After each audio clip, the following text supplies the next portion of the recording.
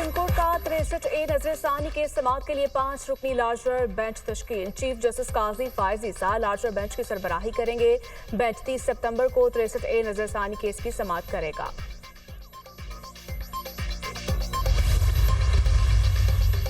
Audio leak case पर 5 रुकनी larger bench तश्कील। Bench की सरबराही justice Mansoor Ali Shah करेंगे। जस्टिस शाही आफरीदी, जस्टिस अमीनुद्दीन खान, जस्टिस जमाल मंदोखेल और justice Musarrat Hilali larger bench में शामिल। ऑडियो लीक केस आइंदा हफ्ते समाअत के लिए मुकर्रर किए जाने का इम्कान जराए। Lieutenant general Mohammad Asim Malik DGISI तैनात 30 सितंबर को अपनी जिम्मेदारियां संभालेंगे। मोहम्मद आसिम मलिक इस वक्त GHQ में एडजुटेंट जनरल के फराइज सर अंजाम दे रहे हैं। और पार्लियामान की कानून साजी सुप्रीम कोर्ट के फैसलों से बालातर है। आईन और कानून के मुताबिक ये सीटें तहरीक इंसाफ को नहीं दी जा सकती।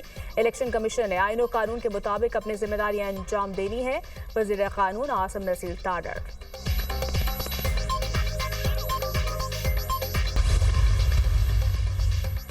इलेक्शन कमीशन का मखसूस नशिस्तों से मुताल्लिक इजलास बेनतीजा खत्म। मखसूस नशिस्तें तहरीक इंसाफ को मिलेंगी या नहीं, इलेक्शन कमीशन आज के इजलास में भी कोई फैसला ना कर सका। इलेक्शन कमीशन का कानूनी माहिरीन से मजीद मुशावरत जारी रखने का फैसला। इजलास में मखसूस नशिस्तों पर सुप्रीम कोर्ट के फैसले पर अमल दरामद पर गौर किया गया। इलेक्शन कमीशन को लीगल एक्सपर्ट्स की एडवाइस से भी आगाह किया गया।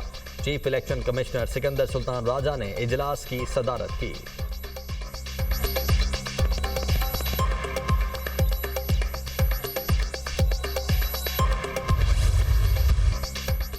प्रैक्टिस एंड प्रोसीजर ऑर्डिनेंस के खिलाफ रजिस्ट्रार ऑफिस का एतराज कल अदम करार। लाहौर हाई कोर्ट के जस्टिस फैसल जमान खान का दरखास्त को समाअत के लिए मुकर्रर करने का हुक्म।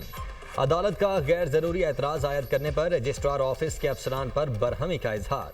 ये क्या एतराज लगा दिया आपने? विफाकी हुकूमत ने एक ऑर्डिनेंस जारी किया है तो ये कहीं भी चैलेंज हो सकता है। अदालत के रिमार्क्स। तहरीक इंसाफ ने प्रैक्टिस एंड प्रोसीजर ऑर्डिनेंस को सिंध हाई कोर्ट में चैलेंज कर दिया। दरखास्त तहरीक इंसाफ सिंध के सदर हलीम आदिल शेख ने दायर की। Practice and procedure ordinance Supreme Court के फैसले की वाज़ेह खिलाफ वर्जी है।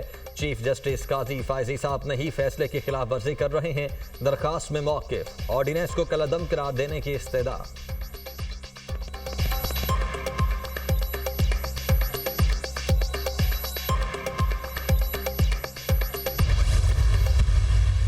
तरामीम हो रही है, ये सिर्फ एक बंदे को अकोमोडेट करने के लिए की जा रही है, अदलिया को ज़ेर करने के लिए किया जा रहा है, ईवान का पूरा स्ट्रक्चर चेंज करने के लिए किया जाता है। बदनीयती पर मबनी थी इलेक्शन कमीशन का एक्सप्लेनेशन। इलेक्शन कमीशन ने यह कहा था कि हम किसकी कन्फर्मेशन एक्सेप्ट करें, क्योंकि PTI का एक स्ट्रक्चर मौजूद नहीं है। इलेक्शन कमीशन ने सुप्रीम कोर्ट को नहीं बताया कि इनका इलेक्शन हुआ है, उनको नहीं कहा कि बैरिस्टर गौर खान इसका चेयरमैन है। आईनी तरामीम गैर आईनी है। तरामीम में एक बंदे को फायदा पहुंचाने के लिए की जा रही है। अगर कोई जज मर्जी के फैसले ना दे तो उसको तब्दील कर दिया जाएगा। मजीद तजुर्बात नहीं चलेंगे। सुप्रीम कोर्ट को हम मजबूत करेंगे। इलेक्शन कमीशन का वजाहत मांगना बदनीयती पर मबनी है। अमेरिका का वीजा आसानी से मिल जाता है लेकिन जलसे का NOC नहीं मिलता। NOC के लिए ऐसी शराइत रखी जाती हैं कि जलसा ना हो। अवाम ने फिर भी 7 घंटे में कामयाब जलसा करके दिखाया। Chairman PTI barrister Gohar Khan की मीडिया टॉक। तहरीक इंसाफ की कोर कमेटी का इजलास। सुप्रीम कोर्ट के तफसीली फैसले का जायजा। बानी PTI के मुकदमात पर भी ब्रीफिंग।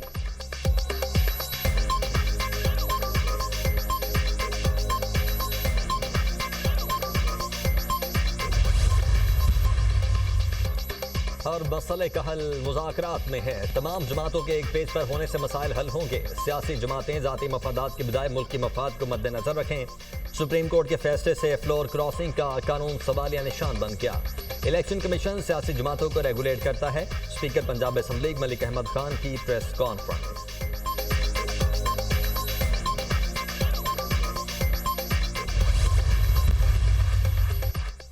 इस्लामाबाद इलेक्शन ट्राइब्यूनल की तब्दीली। इलेक्शन कमीशन ने MNAs की दरखास्तें कल समाअत के लिए मुकर्रर कर दी। इस्लामाबाद हाई कोर्ट के हुक्म के मुताबिक समाअत के लिए तमाम फ्री कैन को नोटिस भेज दिए गए। इलेक्शन कमीशन ने रिटायर्ड जज को इलेक्शन ट्राइब्यूनल तैनात किया था। इस्लामाबाद हाई कोर्ट ने इलेक्शन कमीशन के जस्टिस तारिक महमूद जहांगीरी को तब्दील करने का इलेक्शन कमीशन का हुक्म कलअदम करार दिया था।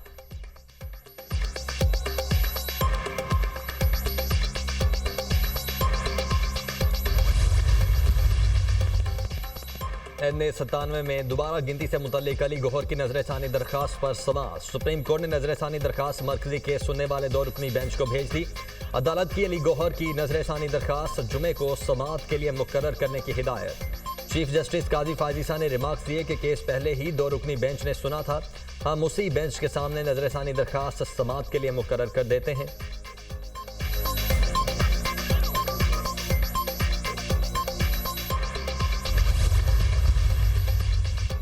तोशा खाना 2 केस में अहम पेशरफ। बानी पीटीआई और बुशरा बीबी के खिलाफ FIA का सप्लीमेंट्री चालान पेश। बानी पीटीआई और बुशरा बीबी के खिलाफ ठोस शवाहिद मौजूद है। शवाहिद से वाज़ेह हुआ है कि बानी पीटीआई और बुशरा बीबी मिसकंडक्ट के मुर्तकिब करार पाए। गैर कानूनी ज़राए और करप्शन से बानी पीटीआई और बुशरा बीबी ने माली फायदा हासिल किया। बानी पीटीआई ने अपनी पोजीशन का गलत इस्तेमाल करते हुए कम कीमत पर बलगारी सेट हासिल किया। FIA हुकाम। 24 गवाहों की लिस्ट भी FIA के सप्लीमेंट्री चालान के साथ मुंसलिक।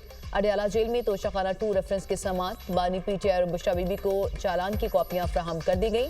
आइंदा समाअत पर मुल्जिमान पर नए चालान के तहत फर्द जुर्म आयद किए जाने का इम्कान।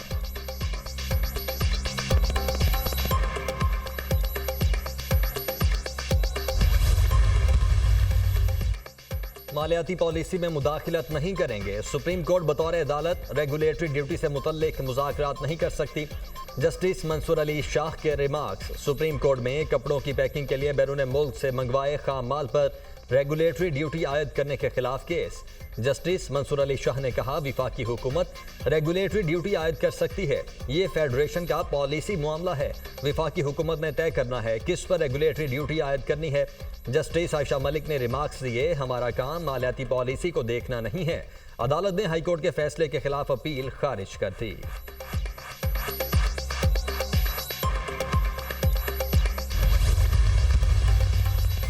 लाहौर हाई कोर्ट में वज़ीर इत्तलात पंजाब अज़मा बुखारी की फेक वीडियो के खिलाफ दरख्वास्त पर समाअत। अदालत ने FIA से कारकर्दगी रिपोर्ट तलब कर ली। चीफ जस्टिस आलिया नीलम ने रिमार्क्स देते हुए कहा, FIA को आदत है लोगों को बुलाकर गिरफ्तार करने की, अफसरान लोगों को जाकर गिरफ्तार नहीं करते। आइंदा समाअत पर DG FIA के बैरून मुल्क जाने पर NOC के बारे में भी बताया जाए। केस की समाअत 30 सितंबर तक मुलतवी। सोशल मीडिया के गलत इस्तेमाल पर कार्रवाई होनी चाहिए। अली अमीन गंडापुर की गलीज जुबान का हमने इलाज कर दिया। मेरी वीडियो का इल्जाम भी मरियम नवाज पर लगाया गया। अज़मा बुखारी की मीडिया से गुफ्तगू।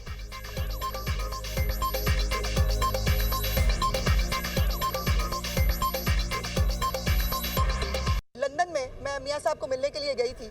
मेरी बगैर इजाज़त के इस शख्स ने मेरी बैग से मेरी वीडियो बनवाई। जब इस तरह की गंदी और घटिया गुफ्तगू जो गंडापुर ने की थी, उसका तो खैर इलाज हमने कर दिया। उसने जो जो ट्वीट किया मैं बता भी नहीं सकती। जलसे के दौरान भी मैं वो वीडियो, मेरे पास वो है ट्वीट्स, मैं पढ़ना नहीं चाहती जो इसने चीफ मिनिस्टर के बारे में कही है। मेरी वीडियो का इल्ज़ाम भी मरियम नवाज पे लगा दिया।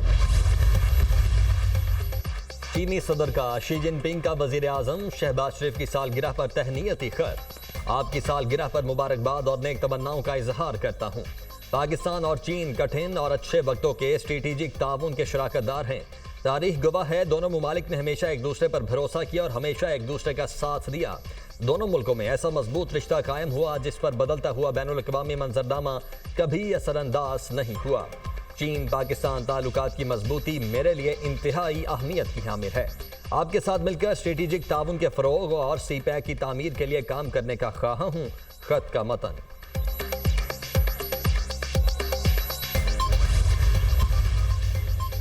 वज़ीर आला पंजाब मरियम नवाज की अवामी जमहूरिया चीन के 75वें कौमी दिन की तकरीब में शिरकत। मरियम नवाज की चीनी कौंसल जनरल से भी मुलाकात। चीन के कौमी दिन पर मुबारकबाद दी। अवामी जमहूरिया चीन के 75वें कौमी दिन की तकरीब में शिरकत बाइस फ़ख्र है। पाक चीन गहरी दोस्ती, एतमाद, एहतराम और रोशन मुस्तकबिल के मुश्तरका विजन से मुंसलिक है। चीन से हमारा रिश्ता बरादराना, मोहब्बत, बाहमी एहतराम और गैर मुतज़लज़ल एतमाद का है। वज़ीर आला पंजाब मरियम नवाज।